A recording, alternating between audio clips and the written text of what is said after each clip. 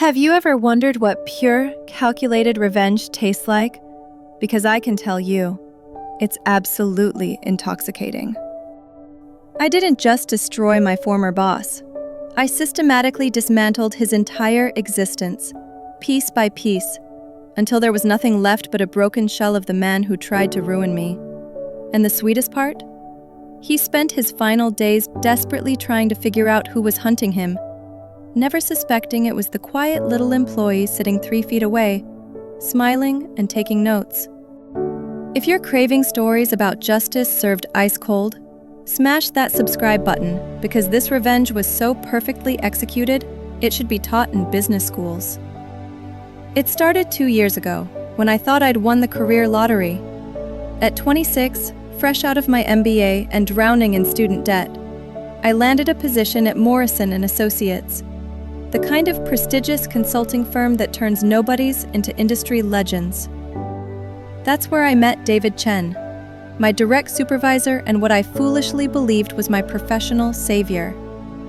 Little did I know I was walking straight into the spider's web. David was a masterclass in manipulation disguised as mentorship.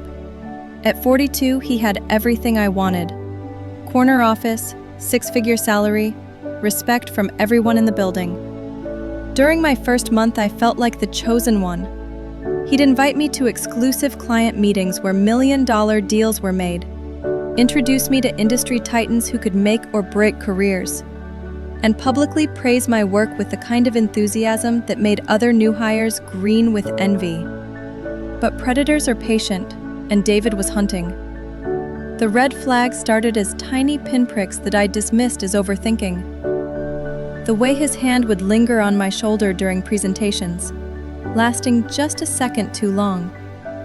How his compliments gradually shifted from brilliant analysis to, "You look particularly sharp today."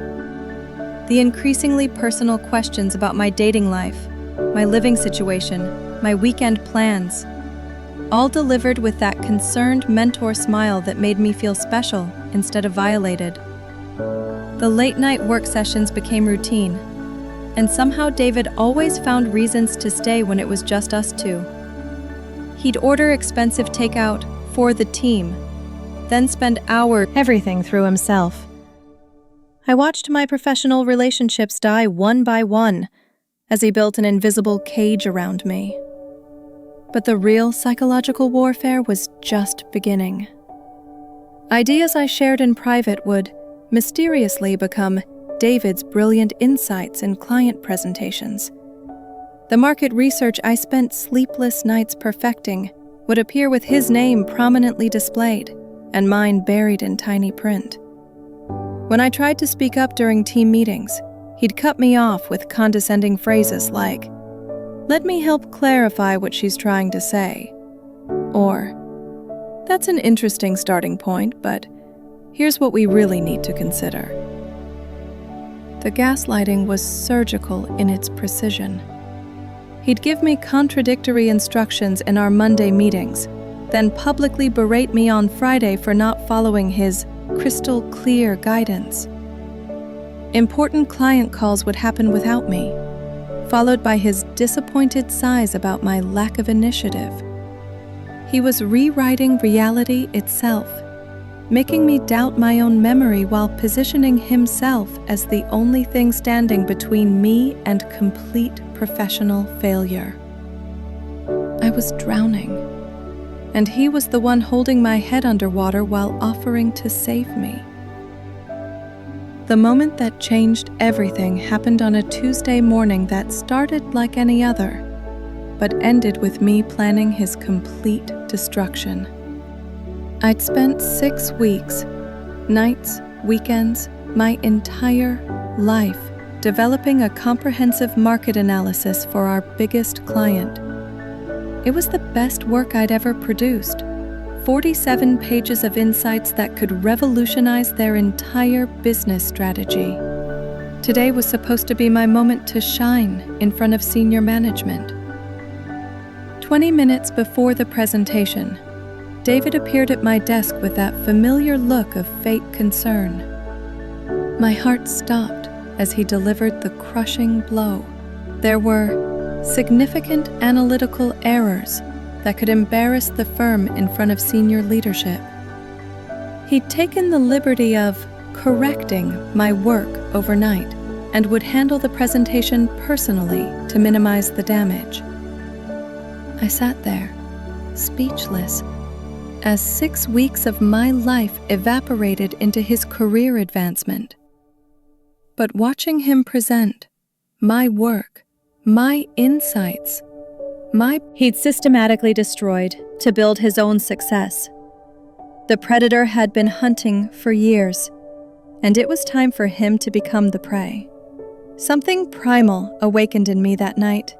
Call it survival instinct, call it rage, call it justice. I wasn't just going to escape David's web. I was going to burn it down with him inside. I started documenting everything with the precision of a crime scene investigator. Every stolen idea, every inappropriate comment, every moment of psychological manipulation was recorded, time-stamped, and filed away in my growing arsenal. I bought a tiny recording device and began capturing our one-on-one meetings. The things that came out of his mouth when he thought no one was listening were absolutely damning. He'd brag about training his female employees, describe his techniques for keeping us isolated and dependent, even joke about how easy it was to take credit for our work because we were too grateful and scared to fight back. But the real breakthrough came when I started connecting with his previous victims. Sarah from accounting, who'd left for personal reasons after 8 months, still had emails showing her original work that David later claimed as his own. Jennifer from marketing, who'd mysteriously transferred departments, had detailed notes about his inappropriate behavior and boundary violations. Most shocking was Maria Santos, whose revolutionary client retention strategy had catapulted David to department head. Except Maria had developed every single insight before being forced out of the company. I wasn't just dealing with a workplace bully. This was a career predator who'd built his entire professional reputation on the stolen brilliance of women he'd psychologically destroyed, and I was about to make sure the whole world knew it. For the next 4 months, I became an Oscar-worthy actress. Every morning, I'd walk into that office with a grateful smile, eager to learn from my wonderful mentor. I'd stay late without complaining, accept his stolen credit graciously, and even thank him for his developmental feedback when he publicly humiliated me. But beneath that perfect employee facade, I was methodically constructing his professional tomb. The beautiful thing about narcissists like David is their arrogance makes them incredibly sloppy. The more comfortable he became with his power over me, asking about his weekend golf game, each close call made my heart race, but also sharpened my focus. This wasn't just revenge anymore. This was war. And I was fighting for every woman he'd ever destroyed. The coalition I was building with his previous victims became my secret army. We coordinated our stories, shared evidence, and most importantly, gave each other the courage to finally speak up. David thought he'd isolated us, but instead, he'd created a network of incredibly motivated women with nothing left to lose and everything to gain from his downfall. 6 months after my public humiliation, I was ready to draw first blood.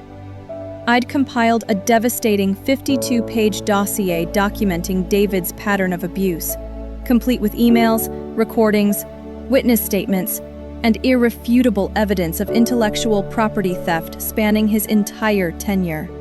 But I was strategic. This had to look like a natural investigation, not a coordinated attack. The anonymous tip to HR was perfectly calibrated. Just enough evidence to trigger a formal investigation, but not so much that they'd realize the scope of what they were dealing with. I included recordings of him making inappropriate comments about my appearance, emails showing him taking credit for my work, and testimonials from colleagues who'd witnessed his controlling behavior. Then I sat back and watched the first domino fall. The change in David was immediate and absolutely delicious. Gone was the confident, swaggering manipulator who controlled every room he entered. Suddenly he was nervous, constantly checking over his shoulder, jumping every time his phone buzzed with an HR email. He started being unnaturally nice to me, probably assuming I was his accuser. The irony was intoxicating. For the first time since I'd known him, David Chen was afraid. But David's first instinct was vintage narcissist, attack the victim. He began documenting every minor mistake I made, building a case to paint me as a disgruntled employee making false accusations. He even started spreading subtle rumors about my emotional instability and difficulty accepting feedback. Classic abuser playbook. Discredit the accuser to maintain control of the narrative. That's when I knew it was time to destroy him completely. 2 weeks later, Phase 2 landed on HR's desk like a nuclear bomb. This time, the anonymous packet, page after page, of his own documented abuse. For the first time since I'd known him, David Chen looked truly powerless, and it was absolutely beautiful. His behavior became increasingly erratic. He started working from home frequently, claiming he needed focus time, but really trying to avoid the whispered conversations that stopped when he entered rooms. When he was in the office, he was paranoid and jumpy, constantly watching who was looking at him, analyzing every interaction for signs of betrayal. The psychological warfare had completely flipped. Now he was the one being isolated, questioned, and gaslit by an investigation process he couldn't control. The best part was watching him reach out to his former victims, probably trying to gauge their cooperation with the investigation. Sarah told me about his pathetic phone call, suddenly remembering all the great work they'd done together and how much he'd valued her contributions. Jennifer laughed about his LinkedIn message praising her professionalism and hoping they could clear up any misunderstandings. He was drowning, and we all stood on the shore watching. The final blow came sooner than even I expected. The smoking gun I'd been saving, clear recordings of David explicitly describing his techniques for stealing women's work and systematically undermining their confidence, landed on the right desks just as our biggest client started asking uncomfortable questions about the sudden pattern of female employee departures from his team. Within hours, David was called into the conference room of doom with HR, legal, and senior management. I wasn't inside, but the entire office could hear his voice rising as he realized his world was collapsing. According to Sarah, who had friends in HR, he tried every manipulation tactic in his playbook: denial, deflection, attacking his accuser's credibility, even fake tears about stress affecting his judgment. But when they played his own recorded words describing us as easy targets who were grateful for any attention, he finally cracked and confessed to management missteps that may have been misinterpreted. I was pretending to work at my desk when I saw him through the window, stuffing his personal items into a cardboard box while security watched. This man who'd controlled every aspect 3 feet away from him for the past 10 months. The aftermath exceeded my wildest fantasies of revenge. Not only was David fired, with cause, but the investigation triggered a company-wide policy overhaul. I was promoted to senior analyst, essentially taking over David's responsibilities, with a 40% salary increase and the mandate to rebuild our team culture from the ground up. The work he'd stolen was publicly reattributed to its original creators, and several of his former victims received promotions and back compensation for their contributions. But the real victory was watching David's career death spiral. Word travels fast in our tight-knit industry, and his firing created enough gossip that finding new employment became nearly impossible.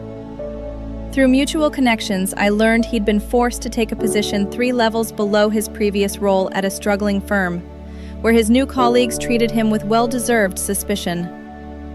His reputation for predatory behavior and intellectual theft had become toxic in professional circles. 8 months later, I saw him at an industry conference, and the transformation was stunning. Gone was the polished, confident manipulator who'd once commanded rooms full of executives. Instead, I saw a tired, paranoid man who jumped at shadows and constantly scanned crowds like he was expecting another shoe to drop. When our eyes met across the conference hall, I gave him the same condescending smile he used to give me. He looked away immediately, probably wondering if I knew something about his downfall. I did, David. I planned, executed, and celebrated every moment of it.